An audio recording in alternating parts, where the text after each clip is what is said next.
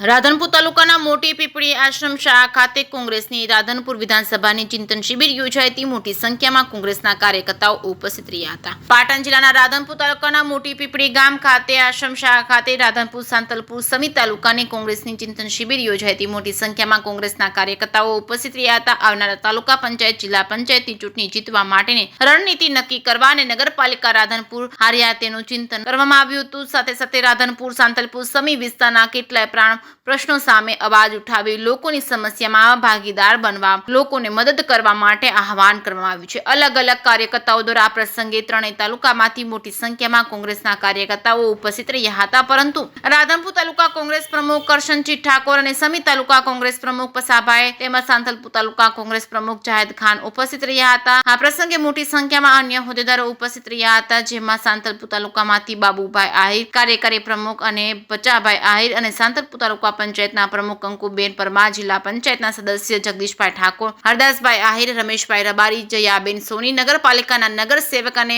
Usmanbhai Vora, doctor વિષ્ણુદાન ઝુલા, કાનજીભાઈ પરમાર તેમજ સવિતાબેન શ્રીમાળી, શંકરભાઈ મોતીજી ઠાકોર તેમજ જયંતિભાઈ ઠક્કર અને હરિભાઈ નાડોદા તેમજ રમેશભાઈ કોપતા અને રાધનપુર શહેર મહિલા મોરચાના અડધુબા જાડેજા તેમજ રામસિંહ ઠાકોર પૂર્વ પ્રમુખ સમી તાલુકા કોંગ્રેસના સહિતના ઉપસ્થિત રહ્યા હતા। જેકેસી ગુજરાતી સાથે મનુ ઠક્કર, રાધનપુર।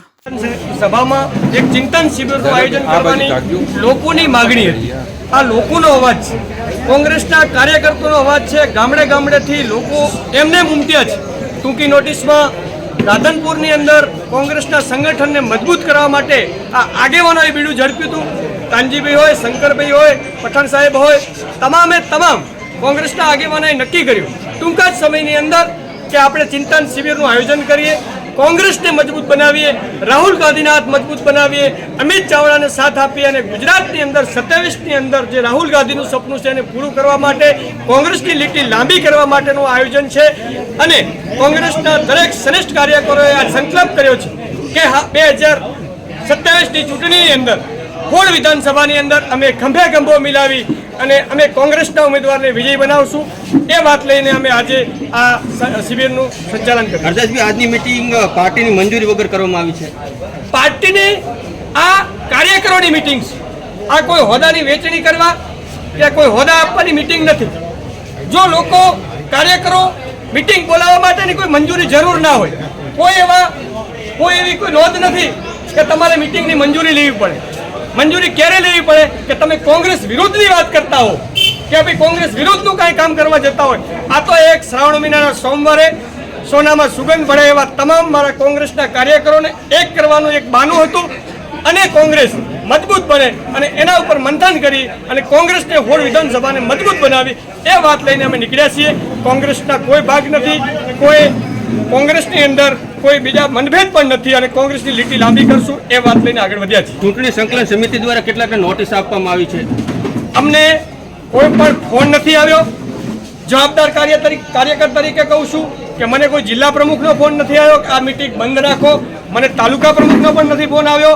આ લોકોએ ઉપજાવી કાઢેલી વાત છે અને આવી કોઈ નોટિસ આપવાની હોતી નથી। તમે જોયું હશે સ્વયંભૂ 500 થી 700 માણસ જો આવી જતું હોય તો આ લોકોનો અવાજ છે અને આ કોંગ્રેસના કાર્યકરનો અવાજ છે। કોઈ સ્ટેજ નહોતું, સ્ટેજ ઉપર કોઈ પણ આગેવાન નહોતો। આ કોંગ્રેસના સૈનિકોની એક શિબિર હતી, એમાં લોકો સ્વયંભૂ ઉમટ્યા છે। કેટલાક નેતાઓનો આક્ષેપ છે કે લોકસભા તેમજ વિધાનસભામાં જે સ્થાનિક નેતાઓ છે એમને પાર્ટી વિરુદ્ધનું પ્રવૃત્તિ કરી। બિલકુલ કોઈ પણ આવી વાત અમારા ધ્યાને આવી નથી।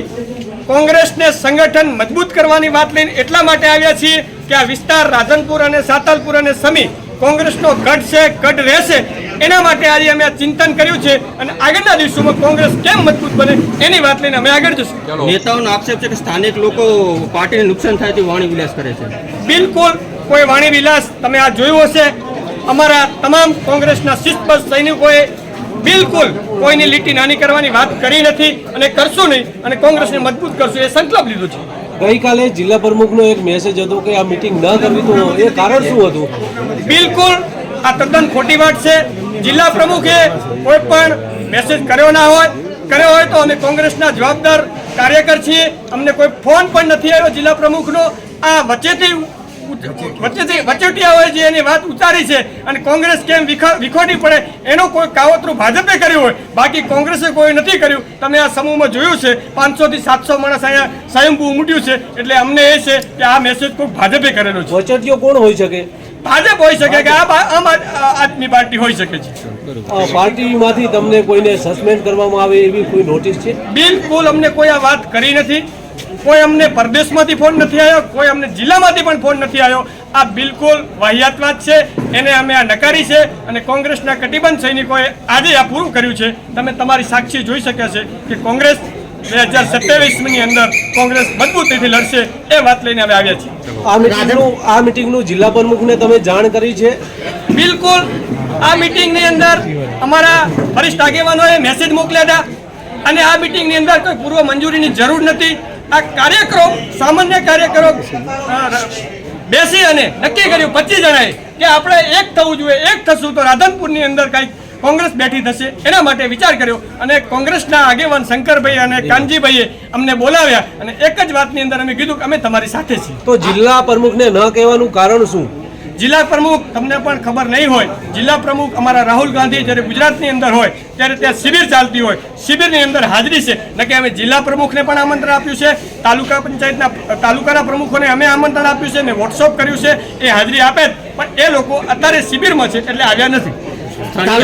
તાલુકા પ્રમુખ પર આક્ષેપ લાગ્યા છે, કાર્યકર્તાએ નિવેદનમાં કીધું છે ભાજપ સાથે મળેલા છે. શું કહેવાનું? હવે એ કોઈ વ્યક્તિગત વાત હોય કે કોઈ પાર્ટીની વાત હોય, શિસ્તમાં ના રહ્યા હોય તો એવા પ્રમુખોને પણ હટાવવા જોઈએ. કોંગ્રેસના રાધનપુર વિધાનસભાના નાનામાં નાનો કાર્યકર જે અત્યારે ઘરે બેઠો છે એ કાર્યકરને એક જ મેસેજ અને ફોનથી અમે એમને આમંત્રણ આપ્યું હતું કે આવો સૌ સાથે મળી અને કોંગ્રેસને બેઠું કરવા માંગીએ છીએ. આવનારી 2027ની ચૂંટણીની કોઈ અત્યારે વાત નથી. અત્યારે જે જિલ્લા પંચાયત અને તાલુકા પંચાયતનું ઇલેક્શન આવે છે અને નગરપાલિકામાં જે અમને અત્યારે બહુ મોટી ખોટ પડી છે એનું ચિંતન કરવા માટે અમે સૌ ભેગા થયા છીએ. આવનારા સમયની અંદર કોંગ્રેસને કઈ રીતે બેઠી કરવી અને ગામડે જે પણ કંઈ અત્યારે પ્રશ્નો બહુ બધા ચાલી રહ્યા છે આપ જોઈ શકો છો. તાજેતરનો સરપંચોનો મુદ્દો બહુ અત્યારે જોઈ શકો છો કે જેમનો ભેદભાવ કરવામાં આવી રહ્યો છે. એમને પણ આપણા મીડિયાના માધ્યમથી સરપંચશ્રીઓને પણ કહેવા માંગીએ છીએ કે કોંગ્રેસની સાથે આવો, કોંગ્રેસમાં જ ન્યાય છે. બહુ જૂની પાર્ટી છે અને કોંગ્રેસ ગરીબોની સરકાર છે. એટલે તમે ગરીબોની સરકારને જો લાવશો તો અમે પણ તમારા સમર્થનમાં છીએ. અત્યારે અમે સૌ ભેગા થયા છીએ માત્ર ને માત્ર કોંગ્રેસની લીટી કઈ રીતે લાંબી કરવી એના અનુસંધાને મળ્યા છીએ. શું નામ આપનું? મારું નામ જયાબેન, પાટણ જિલ્લા મહિલા.